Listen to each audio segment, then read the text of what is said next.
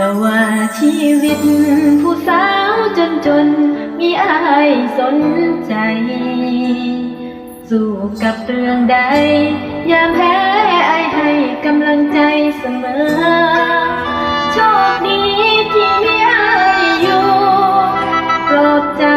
ทุกเรื่องที่เจอยิ้มให้เสมอยามน้องท้อใจ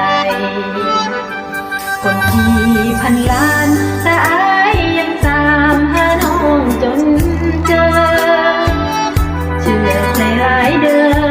ห่างไกลแล้วเจอใครทำอายหวั่นไหวให้อายนั้นคิดโทษน้องประคองทั้งดวงใจกอดหักเอาไว้ให้แน่นๆขอบคุณที่จับมือไว้ทุกช่วงเวลาของชีวิตผู้เลยเลือกคนบ่ผิดสำหรับหัวใจ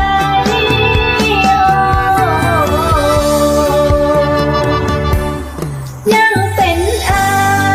ยที่น้องหักหลายมื้อนี้ก็ยังเป็นคนดีที่จับมือไว้แน่นยังเคียงข้างบ่อยากอีหยังมีอายเป็นแฟนฟ้ามันปั่นแต่งสายแน่นผูกแขนเด็ดจังพอกันได้โปรดอย่าทิ้งปากกันในน้ำตา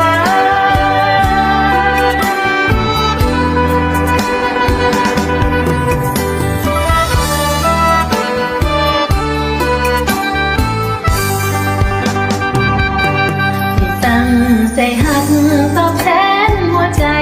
ของอายคนนี้ผู้ชายแสนดีที่หนึ่งในใจยกให้อายเลย